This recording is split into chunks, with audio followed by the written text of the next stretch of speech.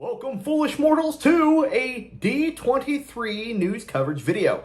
Now, it has been quite a crazy couple days from what I've been seeing online. Unfortunately, I'm not obviously able to go to D23, and for some reason, D23 doesn't want to live stream anything available tonight.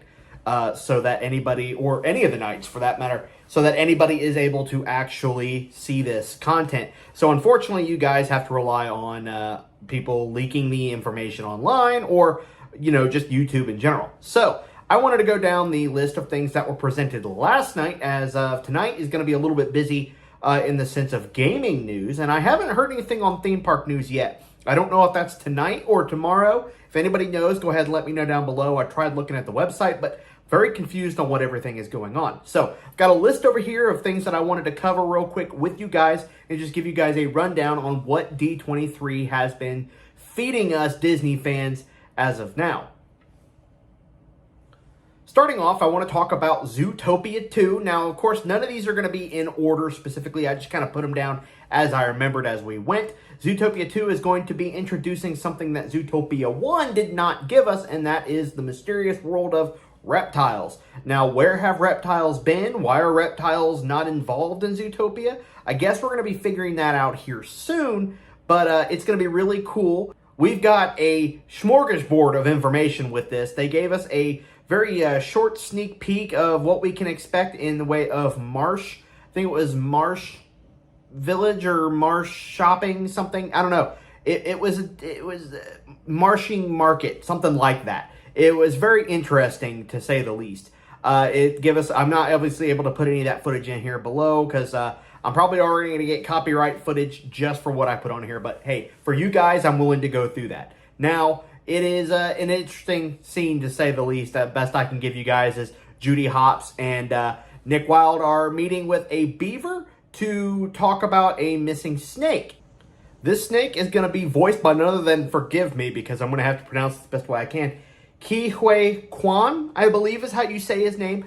I do believe that he was in Indiana Jones as Short Round. So that's really cool to see this character, or this actor, come back and to voice a snake with a missing fang. It's really cute. I had to go back and rewatch Zootopia because I was like pretty sure there are reptiles. I thought there were like alligators or something, but no, there are none. You find no reptiles in Zootopia whatsoever. So it's going to be really interesting to see why reptiles have been taken away from Zootopia and looked at as almost like, you know, villains, even though they're just another species of animal.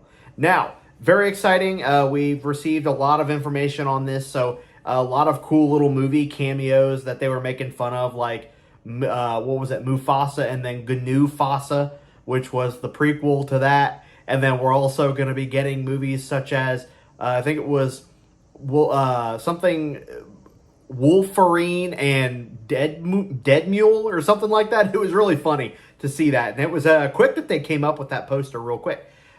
Next movie I would like to talk about here is going to be Incredibles 3. Now, we don't know anything about The Incredibles 3. We don't know how long it takes place since after 2, as we do know that 2 took place directly after Incredibles 1.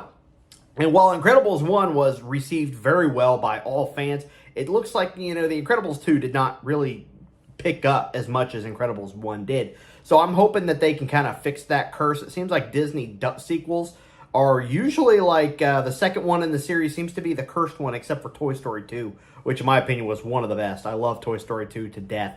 Now let's see if this can break that one, though. So, because we all know Cars 2 did not do very good. So we're hoping that, you know, Cars 3 did fantastic. So I'm really hoping to see if, you know, Incredibles 3 can pick up where we've, you know, left off. Speaking of Toy Story, we have received a little bit of footage for Toy Story 5, which is going to be really cool. It seems like the main, you know, based off some pictures that we've got online, I'm not going to show because I can't find them.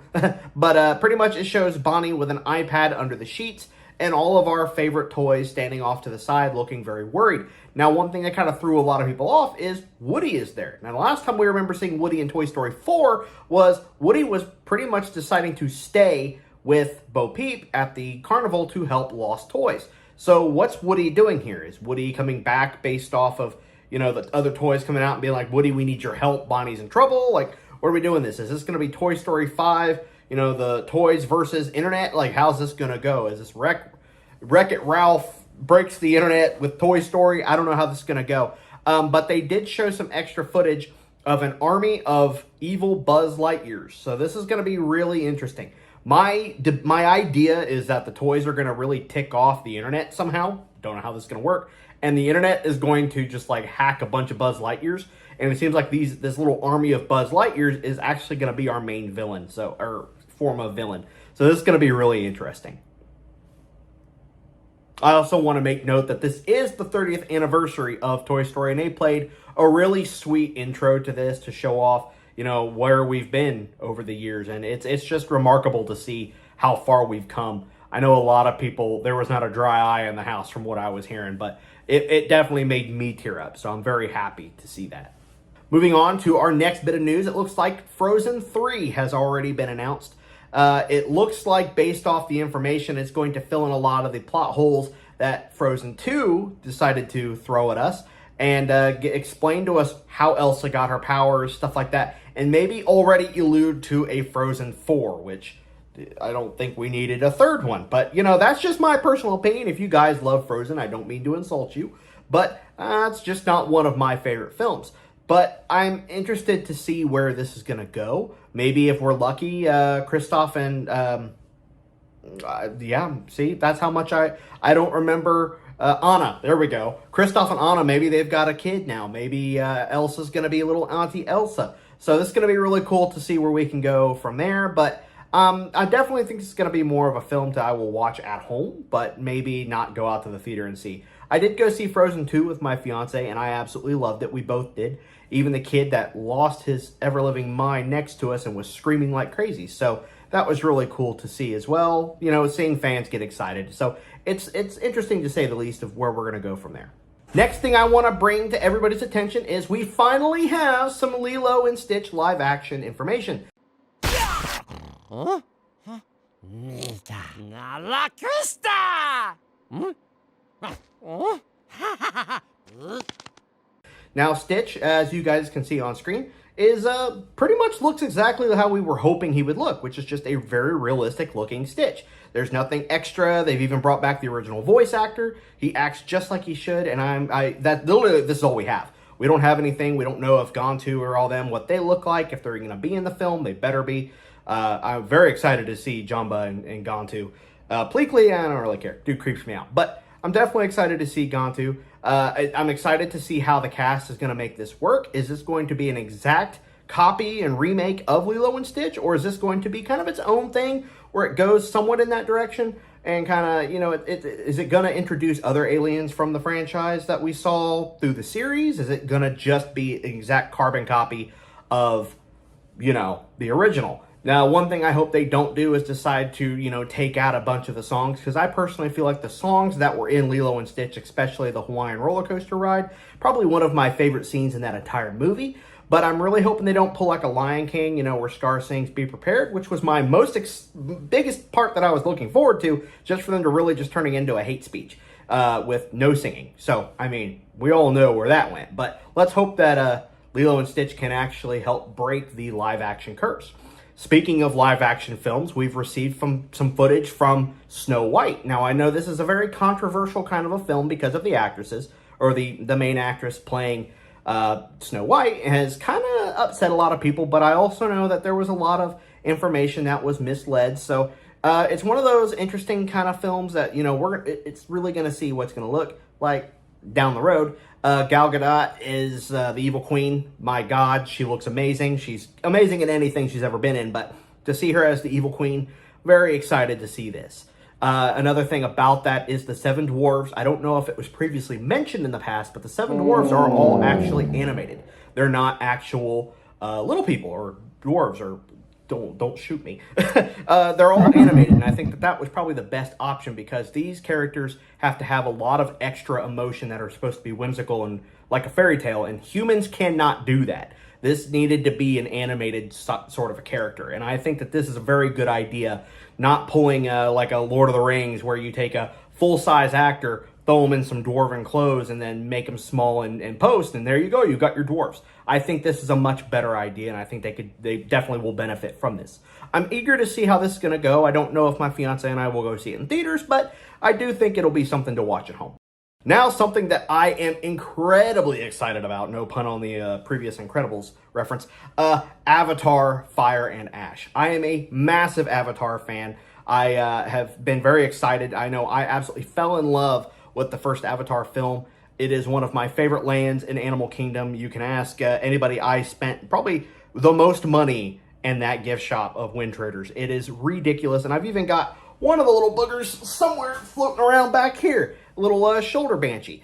I absolutely love this series. It's a beautiful series. I know it's one of those, you either love it or you hate it. If you are someone who enjoys fantasy and fauna and you know, if you're going for the story, yeah, you know, it's a story that we've probably already seen in about 1,000 other movies.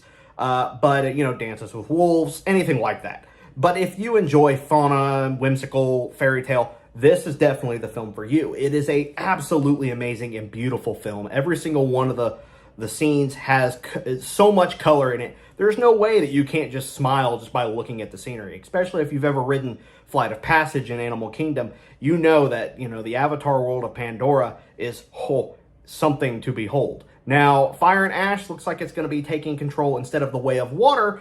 Now Jake and Neytiri are going to have to follow the way of fire. Now, are these fire Na'vi going to be good guys? Are they going to be bad guys? I really do feel like, you know, fire tends to be something that is involved with evil or hatred or anything bad guy-wise. So I really do think this is going to be an interesting series to add to the third, you know, and I think they're going to be doing a lot more movies than this part. You know, what do we have next? Like A Way of Air? I mean, it's going to be an interesting film, to say the least. And the title is beyond amazing. I'm pretty sure originally it was going to be like Avatar the Seed Bearer, which to me just doesn't sound like a very enjoyable film title. It doesn't, something that doesn't grab you. But Fire and Ash, gives an idea that there's going to be some destruction. There's going to be some pretty sad moments. There's going to be some pretty epic moments. And this series does really good job at making things epic.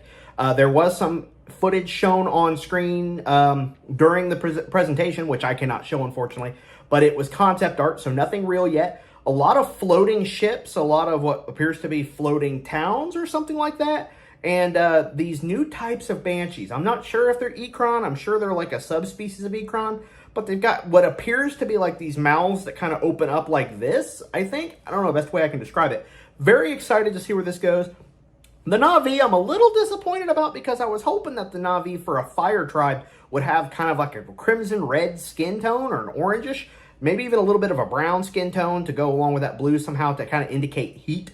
But anyway, I mean, nonetheless, they do have these really creepy masks, and one of them had this like big flaring, kind of like a Dilophosaurus thing behind her head. I don't know if that was like a hairdress or in some way. I'm pretty sure it is because I don't see random fire Na'vi having just like flares coming out the back of their heads. Maybe it is. I don't know. I'm very excited to see where it goes, though. It looks like they'll be coming out here. I believe it'll be coming out in 2025. Unfortunately, I did not catch that date, but nonetheless, if I can find a t-shirt with the logo, that should be on screen right now. Freaking amazing. Last little bit of news before I go into the gaming portion.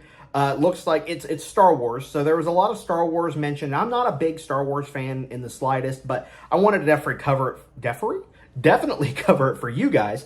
One of the things, it looks like we're getting a Mandalorian and Grogu movie. So that's going to be interesting. I've not seen any of the seasons yet, so I'm not sure what the Mandalorian really entitles. I know a friend of mine, Jeremy, he's really big into the Star Wars films, so I think maybe we'll do like a little podcast going over all the different Star Wars series on Disney+. But with this being a movie, it's going to be kind of interesting. One thing of note that they do have they finally dropped a trailer for the Skeleton Crew, which looks kind of interesting. A lot of people are saying it looks like Star Wars meets Goonies because it's a bunch of kids kind of getting into some stuff that they, you know, they're crawling onto the ship of this crew, I guess. I know none of the characters, unfortunately. Like I said, I'm not a big Star Wars fan, but it looks really cool. One of these characters looks like a werewolf or something. I don't know what his name is or what species he is. If you guys know, please leave that in the comments below. But nonetheless, it does look like it's going to be a pretty cool series, so I'm eager to see what you guys think. Now, the final bit of news that I want to bring up is for you gamers out there, such as myself. Tonight at 11:30 p.m. Eastern time, I believe that's like 7:30 or something, or 8:30, I think, Central. We're going to be getting a Fortnite introduction, or a Fortnite, pretty much a showcase. This is going to be going over the big collaboration that Disney and Fortnite now have, where we're going to be discussing some future collaborations, and I guess there's even going to be a new type of shop called the Shopkeeper, or at least that's what has been going out based on the leaker China that is on Twitter. They are going to be giving us a separate shop that is going to be permanent to the game alongside the normal shop that updates at 8 p.m. or whatever time you folks live in. It updates every 12 hours or every 24 hours. So it's going to be pretty cool. I don't know if it's all Marvel related because the pictures that keep getting put up are all Marvel. I don't know if it's going to be like every single time they drop a Disney collaboration, they're going to put it in this shop instead of the main shop. But what I do know, and based off what everybody is saying, it's going to be a permanent shop update. So there will be 2 shops on the main screen when you log into Fortnite. Now, with logging into Fortnite tonight, if you will log in, there will be a little live stream that you can join in, which is in-game. You'll be there and there'll be like a big screen, and you'll watch this live stream in Fortnite. And it'll tell us everything we need to know. Supposedly, we're going to be getting some collaborations based off the leaks with Darkwing Duck, Gargoyles Gargoyles. Playing as Goliath in Fortnite, I've already got a list of things that would be cool to go with that. We've got, let's see, Darkwing Duck, Gargoyles, Avatar. So, I mean, if you've ever wanted to play Fortnite as a Na'vi, and, you know, hopefully they'll do like a Banshee glider, all these things, that is going to be the coolest thing ever. If you have a couple out there, such as me and my fiance, who we love Avatar, I would love to go and do a duos game with her as Jake, Sully, and Neytiri. So that'll be very cool to have in game. And if you guys stay in game or stay and watch this live stream for at least 10 minutes, you can earn a Peely back bling that's going to be a stuffed Wolverine / Peely called the Pilverine. Now, if that doesn't tell us that in this next Marvel season we're going to be getting a Pilverine meme skin for the Battle Pass, that I don't know what will. I think that would be a fantastic idea, since last in chapter, I think it was chapter 2, season 4, when they introduced the Marvel stuff, and, you know, Wolverine unsheathed his claws, and then you had Peely do the same, but he had little bananas that came out of his knuckles. So I think it's time that they finally give us something to go along that. Now, of course, if you're not able to make the stream tonight, because 11:30 p.m. is pretty late, especially for the youngins who want to play Fortnite, you have until the 16th of August, which is the first day of chapter, or the season, where are we at? Season 5? Season 4? Season 4. And then you'll be able, no, wait, we are season 5. I don't know. I've lost track. That's how bad I am at remembering all these things. But it's going to be really cool. So you will have up until then to watch this live stream, and you can unlock that back bling that way. So you are not, hope is not all lost with you. So if you guys have any questions whatsoever, you guys are excited to see what else we're going to be getting. I know I didn't cover absolutely everything that was in this D23 live stream.